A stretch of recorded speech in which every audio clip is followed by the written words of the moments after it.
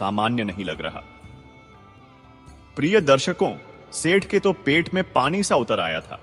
चिंता और शक के मारे उसका बुरा हाल हो गया था। सेठ बिस्तर पर लेटे लेटे सोचने लगा, अरे राम राम, यह मैं अपने ही घर में क्या देख और सुन रहा हूं। सन्यासी कह रहा था कि मुझे डर लग रहा है। इसे किस बात का डर लग रहा था? कहीं यह पकड़े जाने के डर की बात तो नहीं कर रहा?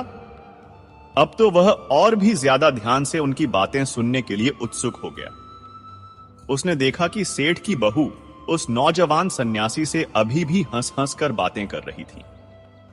उसके मन में यह धारणा पक्की होती जा रही थी, हो ना हो, इस सन्यासी महात्मा का मेरी बहू के साथ में कोई ना कोई अनुचित संबंध जरूर है, तभी तो इतनी बेतकल्लुफी से बात कर रही है। अब मैं जरा और ध्यान से सुनता हूं कि यह आगे और क्या क्या बातें करते हैं। आज तो इसका पर्दाफाश होकर ही रहेगा।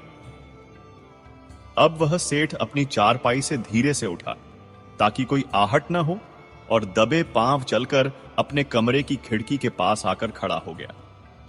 खिड़की दरवाजे के पास ही थी, जहां से बाहर का दृश्य और आवाजें साफ सुनाई दे रही थी।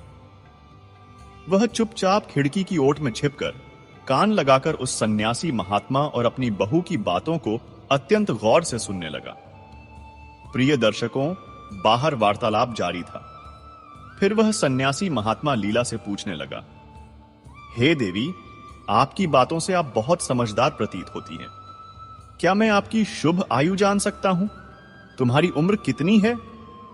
उस नौजवान सन्यासी की इस सीधी सी बात का उत्तर देते हुए लीला फिर उसी रहस्यमय अंदाज में कहने लगी, हे सन्यासी महात्मा, अभी मेरी उम्र ही क्या है? ज्यादा नहीं हुई, अभी तो मैं बस 10 वर्ष की ही हुई हूं। प्रिय दर्शकों, इधर लीला का ससुर अपने कमरे में खिड़की से सटा हुआ खड़ा उन दोनों की बातों को अत्यंत ध्यान से सुन रहा था। जब उसने सुना कि मेरे बेटे की बहू, जो कम से कम 30 साल की तो होगी ही, वह क्या कह रही है कि मेरी अभी उम्र ही क्या है, अभी तो मैं सिर्फ 10 वर्ष की हुई हूं। इन शब्दों को सुनने के बाद लीला के ससुर के दिमाग में जैसे बिजली का झटका सा लगा। उसका सिर चकरा गया।